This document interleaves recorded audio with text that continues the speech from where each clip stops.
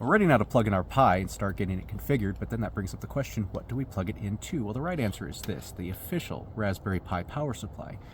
But let's look at the other end of this cable. Well, that's not going to work.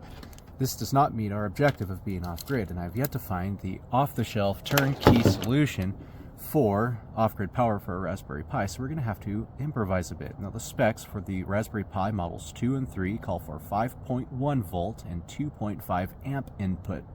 The Pi 4 also wants 5.1 volts, but it needs 3 amps. Well, we can get pretty close with some other devices that we can find. For example, this cigarette lighter adapter that has a USB port on one side, it says that it outputs 5 volts, 3 amps. Well, 5 volts is pretty close to 5.1 volts, and 3 amps is right on the money. But because we're starting a little bit below spec on that voltage, we're going to have to use a really short USB cable. And that's not a bad idea anyway, since we're building a radio system. Any long wires can act like antennas and bring in RFI, radio frequency interference. But if you use a cable longer than this, you're going to start getting low voltage warnings on the desktop and in the D-message error log. Another device I've had great success with is this voltage step-down converter. Between 12 volts on this side, and on this side it outputs 5 volt 3 amps. This is what I have in my wife's car, and you saw in the other video it's been running for well over 280 days. You can get the ones with micro USB plugs for the Pi models 2 and 3, or a USB-C for the Pi 4. Now, I told you we're going to get as close to spec as possible, but I'll tell you, I've run these a little bit lower than spec on amperage, and they haven't had any problems yet. So, a couple devices here. These are classified as mini uninterruptible power supplies.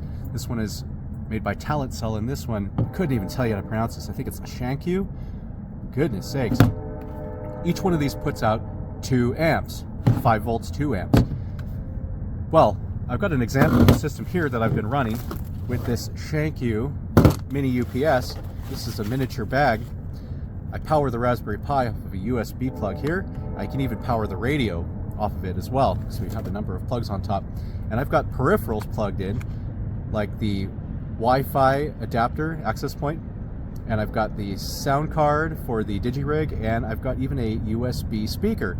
This is a lot of peripherals for under spec on the amperage, and it's still working. So give some things a try, and if it doesn't work, try other things. Now, a quick word on the difference between the Talent Cell and the Shanqiu. Both will support pass-through charging. That is, you can have them charging while they're outputting power, and they're spec'd to do that.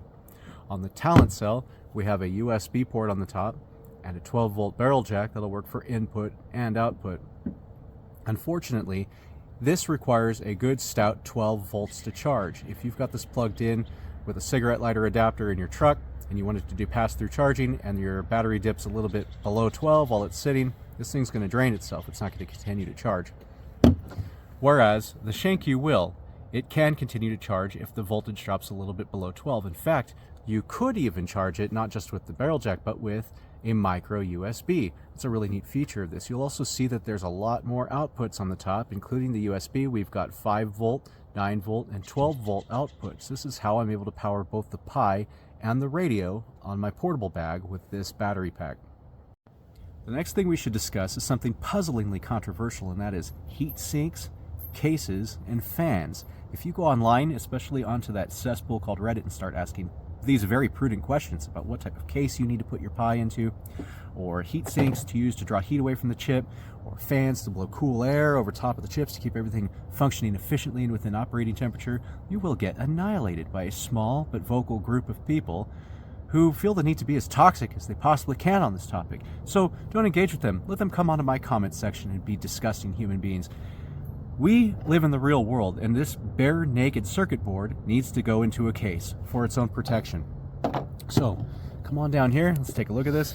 We can get little cases for very affordable prices online. This one just clips in right here. This goes over the top. All right. And we even got the top with a little fan on it, and that can go right in here. Now, I'll show you how to hook up these leads to those GPIO pins in a minute, but first, I want to talk about grown-up stickers. These heat sinks are held on with an adhesive backing. These are just chunks of pure copper that stick right onto the chip with this adhesive backing, and they serve to draw heat away from the chip. The fan, if you're like me and you lost the instructions immediately, I'll go ahead and put up a picture on the screen. The fan needs a 5 volt source and a ground from the GPIO pins here.